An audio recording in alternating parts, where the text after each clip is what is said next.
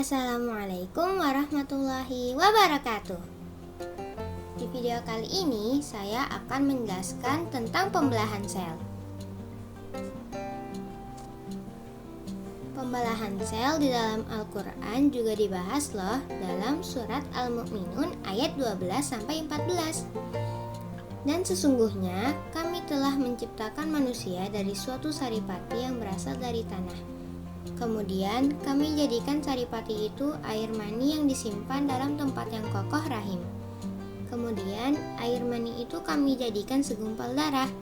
Lalu segumpal darah itu kami jadikan segumpal daging. Dan segumpal daging itu kami jadikan tulang belulang. Lalu tulang belulang itu kami bungkus dengan daging. Kemudian kami jadikan dia makhluk yang berbentuk lain. Maka Maha Suci Allah, pencipta yang paling baik.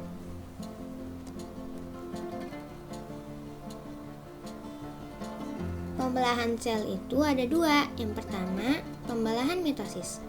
Pembelahan mitosis merupakan tipe pembelahan sel yang menghasilkan dua sel anakan yang mempunyai karakter identik secara genetik dengan sel induk. Artinya, kedua sel anakan yang terbentuk mempunyai susunan genetika yang sama dengan induknya, termasuk jumlah kromosom. Fase pembelahan mitosis. Fase pembelahan mitosis itu terbagi menjadi 4. Yang pertama, profase. Kromosom sudah mengganda, kemudian memadat. Membran inti mulai rusak menjadi bagian-bagian kecil fragmen. Yang kedua, metafase. Kromosom berjajar pada bidang pembelahan. Fase pembelahan mitosis. Yang ketiga adalah anafase. Kromosom bergerak menuju kutub yang berlawanan. Pada akhir anafase kedua, kutub sel memiliki kromosom yang jumlahnya sama. Yang keempat, telofase. Membran inti mulai kembali bergabung. Terbentuk dua sel anakan yang bersifat diploid. Pada tahap akhir dari pembelahan mitosis, yaitu fase telofase, umumnya selalu diikuti dengan pembelahan sitoplasma yang disebut sitokinesis. Pada saat sitokinesis, terbentuk cincin pembelahan yang berfungsi membagi sitoplasma sehingga terbentuk dua sel anakan. Pembelahan meiosis. Pembelahan meiosis adalah pembelahan sel yang menghasilkan 4 sel anakan yang masing-masing sel anakan hanya memiliki separuh dari jumlah kromosom sel induk. Fase pembelahan meiosis. Fase pembelahan meiosis itu terbagi menjadi 2 fase, yaitu meiosis 1 dan meiosis 2. Meiosis 1, fase 1, membran inti mulai rusak menjadi bagian-bagian kecil. Kromosom sudah mengganda.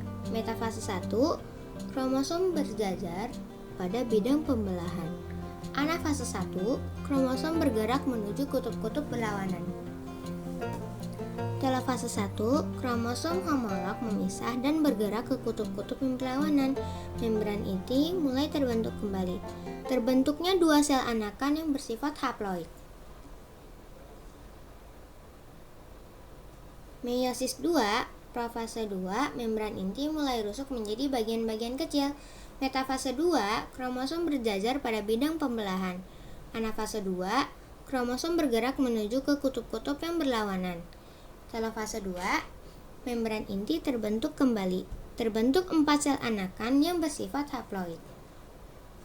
Dapat dikatakan bahwa jumlah kromosom yang dimiliki oleh sel anakan adalah N, atau disebut juga haploid. Oleh karena itu, meiosis disebut sebagai pembelahan reduksi. Terima kasih telah menyimak video ini. Semoga bermanfaat ya. Wassalamualaikum warahmatullahi wabarakatuh.